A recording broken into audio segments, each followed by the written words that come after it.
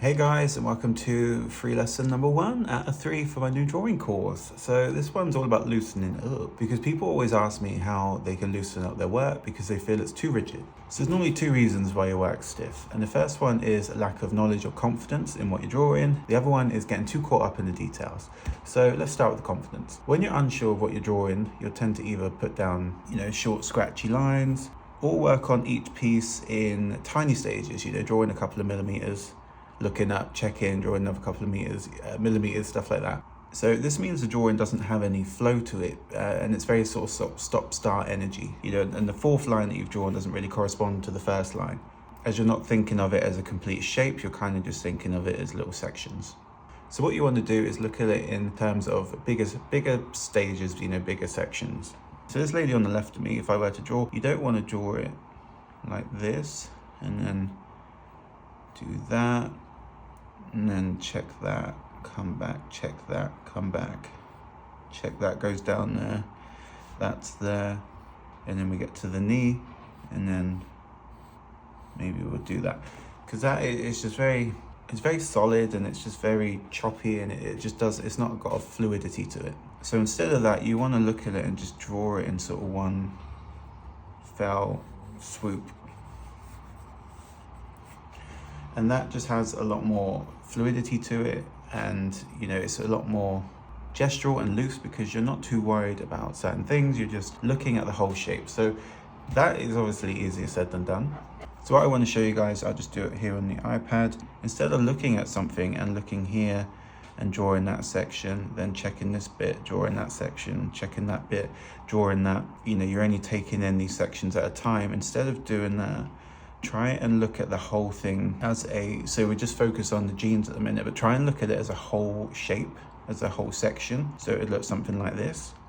So take away any distracting details, just look purely at the shape of what you're drawing.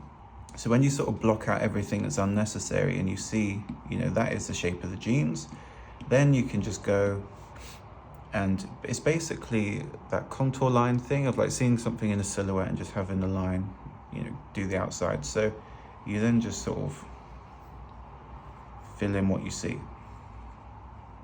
And that way it's sort of, instead of being really zoomed in and checking like every little section and then moving on, it's just a case of zooming out a little bit, taking, thinking things in bigger shapes and purely shape form rather than little details. And because this happens to a lot of people, if you don't quite have the understanding of anatomy and stuff like that, and if you were to draw something like this, without kind of the reference or anything, you would kind of do this, and then like you just, the proportions and that would sort of go because you wouldn't have anywhere to focus on. What you can do is, there's nothing to stop you, if you were to draw something, just figuring out the proportions before you do the loose lines. So once you've got that in place, then you can, lightly, and then you can just go over it. Then you can sort of look at the garment and be like, okay, let's do this. Because then you've got a sort of skeleton to work with. So there's nothing wrong with doing that. So if you need to spend a little time on the framework and then you can be gestural lines on top of that, it's absolutely fine. So let's get on to the second reason, and that is details. When you start a drawing, it's easy to get overwhelmed in the details. If someone were to draw this, they'd be like, okay, let's start here, and there's that bit there, and then there's this bit, but then there's also the stitching here, and then there's a slight bit of the creasing on the fabric there, and then we've got this bit here, and then you've got the fly there, but then again you've got the stitching, and then you've got the button, and then you've got the little thing that the button goes through, and then you've got all the stitching for the fly, and then you've got all the different textures here, and then you got this, and then you got that, and you got this, and you can spend like an hour there and you realize you haven't actually gone anywhere. So it's that thing of like, a piece of candy, a piece of candy, a piece of candy. And it's like, yeah, that's great, but we need to do this bit as well, babes. So knowing what to leave out and what to keep in is down to each individual artist, and everyone wants to focus on different things. But a mindset that I adopt is, if this is left out, will it affect the drawing? Will the viewers still understand what it is? It's that thing of like, keep going until it's just before, that one Jenga piece that makes the tower fall. That's what I like doing, just distilling everything so simple that people understand what it is, but I've not gone into too much detail. So back to this pair of jeans. If I were to draw every detail, it would look something like this. So this is me spending time on something. So just go with me here. So this is if I were to depict every detail that I saw on the jeans. But then if we go through it and we work backwards, you know, a little bit of detailing on the highlights, if we took that away, do we still recognize that as jeans? Yeah, we do. You know, if we took away some of the extra creases and stuff like that, would we still recognize that as jeans? Yeah. If we took away some of the texture detailing on the jeans, do we still see it? Yeah, we do. It'd be awkward if you were like, no idea what that is. So this one is some of the shadows. Do we still recognize that as jeans? Yeah. This one is all the seam details and all that texture there. Do we still recognize it? Yes, we do. You know, and if you take away the colors, you still recognize that as a pair of trousers. Yeah. So it's kind of like, you know, if we go down to that, that's not enough detail. But if we sort of leave in, you know, some of the things, that's all that's important, is just distilling it down. So this, maybe we'll add some color. This is still giving everyone the same amount of information, that it's a pair of jeans, they're baggy and they're blue, as all of this. That's all they need to just tell, okay, it's a pair of jeans, it's baggy, it's blue.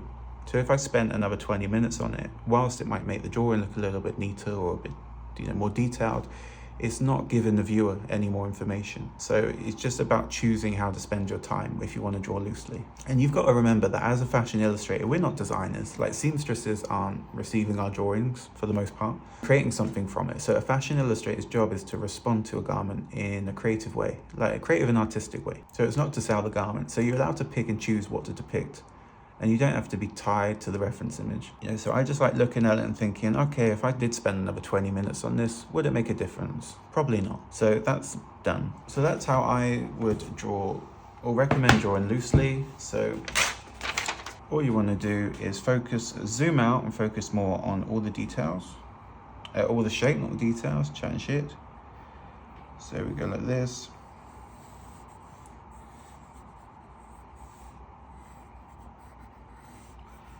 And then,